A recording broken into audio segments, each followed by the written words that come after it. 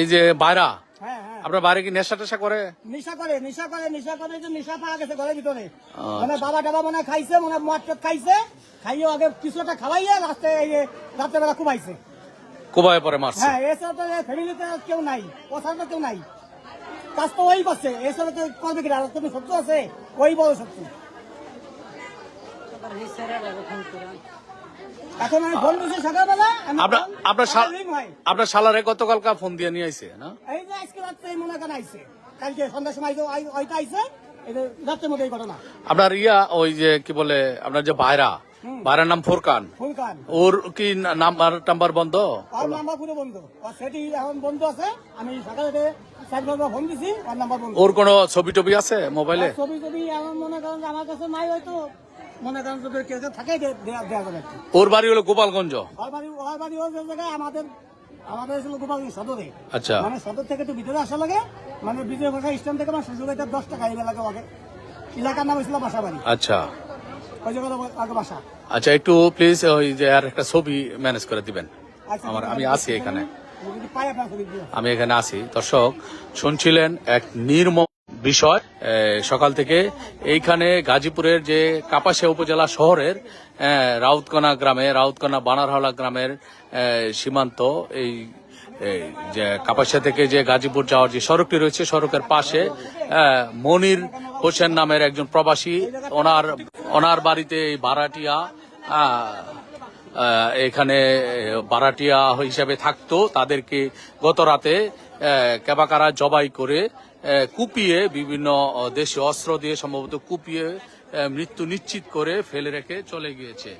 এই যখন অবস্থা, সেই ঘটনার কিন্তু বর্ণনা দিচ্ছিলেন যে নিহতের দোলাভাই, নিহত নারীর দোলাভাই, তিনি কিন্তু এই ঘটনার বর্ণনা দিচ্ছিলেন যে কি কারণে এমন নির্মমতার ঘটনা হয়েছে, সেই বর্ণনা দিচ্ছিলেন।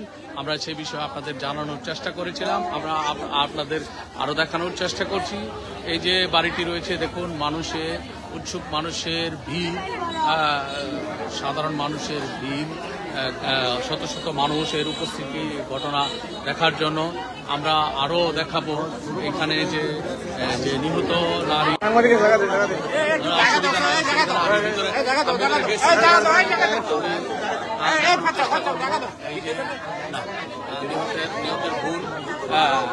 মানে আর্তনাদ, কান্নাকাটি করছে, সেই খবর পেয়ে আসার পর থেকে কান্নাকাটি করছে। আমরা সেই দৃশ্য আপনাদের দেখানোর চেষ্টা করছি। এর আত্মীয় স্বজনও কিন্তু এখানে ছুটে এসেছে, অনেকে এর সহকর্মীরা ছুটে এসেছে। এই যে বোনের সহকর্মী, বোনের আত্মীয় স্বজন। আসলে ঘটনাটি এমন একটি ঘটনা, পুলিশ এসেছে খবর পেয়ে, পুলিশ তাদের তদন্ত, মানে মূল ঘটনা কি আসলে পুলিশ উদ্ঘাটন করতে পারবে। আপনার কি লাগে? আপনার ছোট ভাই যে মারা গেছে? ও, চাচতো ভাই। আপনার নাম কি? আমার নাম শাহিন না? আপনি কোথায় থাকতেন? আমি থাকি মাস্টার বাড়ি। আপনি খবর পেয়ে আসছেন? আপনার এই যে মারা গেছে সে আপনার ছোট ভাই? হ্যাঁ। এর নাম কি? রসুল। ও আচ্ছা, কি কারণে বা কারা মারতে পারে? আমার মনে হয় যে আমার যে বোন জামাই আছে, সে জামাইটি কালকে আমার ছোট ভাইরে ফোন দিয়ে নিয়ে আসছে, আমার ছোট ভাইগুলোর মাটিয়ে ফেলাইছে। আমরা এনে আসে দেখে 5 জন লাশ পড়ে আছে। আমার থানায় গেছে, থানা থেকে পুলিশ ডিউটি করে নিয়ে আসছে। ও, ধন্যবাদ। দর্শক শুনছিলেন যে আসলে এই নির্মমতার মূল ঘটনা কোন দিকে, সেটি কিন্তু এক একজন এক একভাবে কথা জানাচ্ছেন, আমরা শুনতেছি। তবে সর্বশেষ কিন্তু আমাদেরকে সঠিক যে তথ্য, সেটি কিন্তু পুলিশই আমাদেরকে জানাতে পারবে। যদিও আমরা এখানে ঘটনাস্থলে এসে যেমনটা বুঝতে পেরেছি, সেটি হলো যে এখানে যে ভাড়াটিয়া ছিল, সেই ভাড়াটিয়া তার শালাকে গত রাতে খবর দিয়ে নিয়ে এসেছিল একটি চাকরি দেওয়ার কথা বলে। আর আসার পরে ওই ভাড়াটিয়া রসুল তার স্ত্রী, সন্তান এবং তার শালাকে কিছু একটা খাইয়ে, ঘুম পাড়িয়ে, তারপরে ঘুমের মধ্যে কুপিয়ে হত্যা করে চলে গিয়েছে।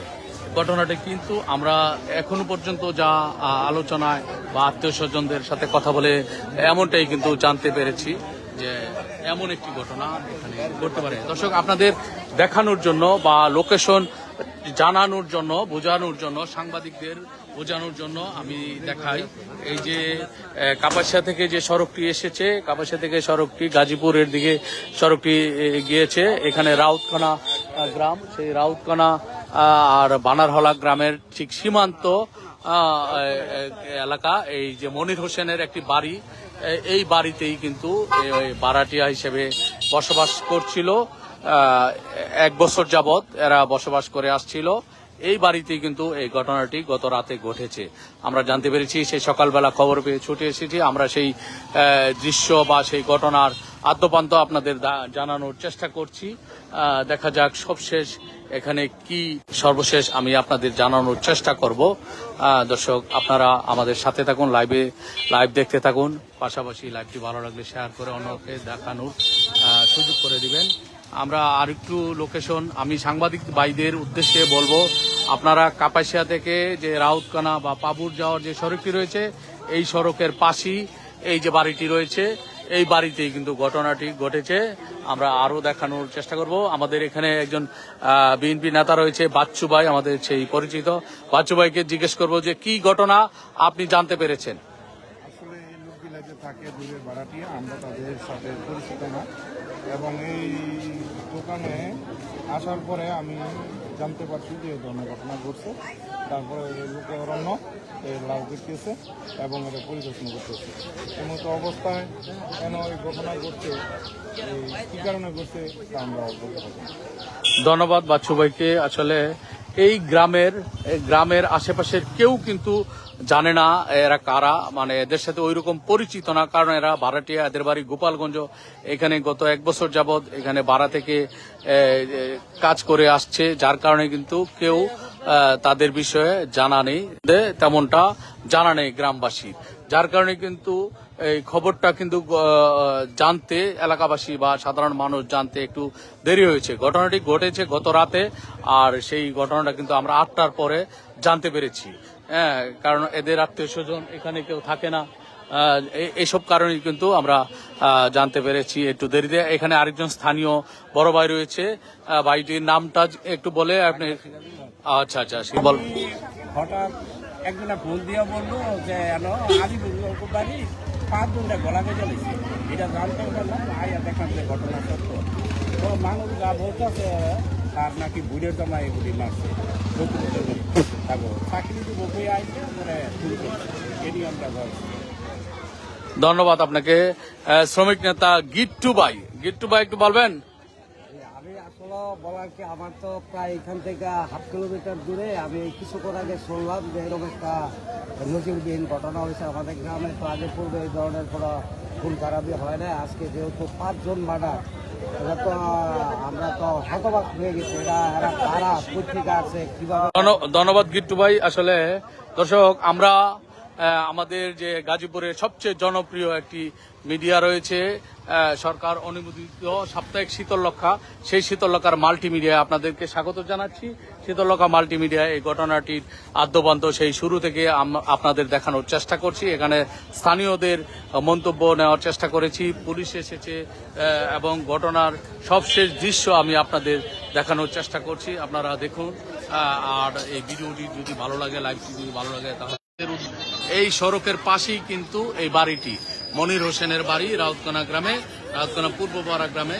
এই বাড়িতেই কিন্তু এই ঘটনাটি ঘটেছে। আপনারা এখানে চলে আসেন, আপনারা এখানে এসে দেখতে পারবেন যে আসলে কি ঘটনা ঘটেছে। এখানে পুলিশ এসেছে, পুলিশ তাদের তদন্ত কাজ চালাচ্ছে। দর্শক, আপনাদের আরেকটি বিষয় জানিয়ে রাখি, এই মরদেহগুলোর পাশে কিন্তু 2-3টি চিরকুট, যা কম্পিউটারে কম্পোজ করা ছিল, এরকম 2-3টি চিরকুট রয়েছে। সেই দৃশ্য কিন্তু আমরা দেখেছি। আসলে পুলিশ জানতে পারবে এর মূল ঘটনা কি। দর্শক, আপনারা আমাদের সাথে থাকুন, সঙ্গে থাকুন। আমরা পরবর্তীতে সর্বশেষ আপনাদের জানানোর চেষ্টা করব।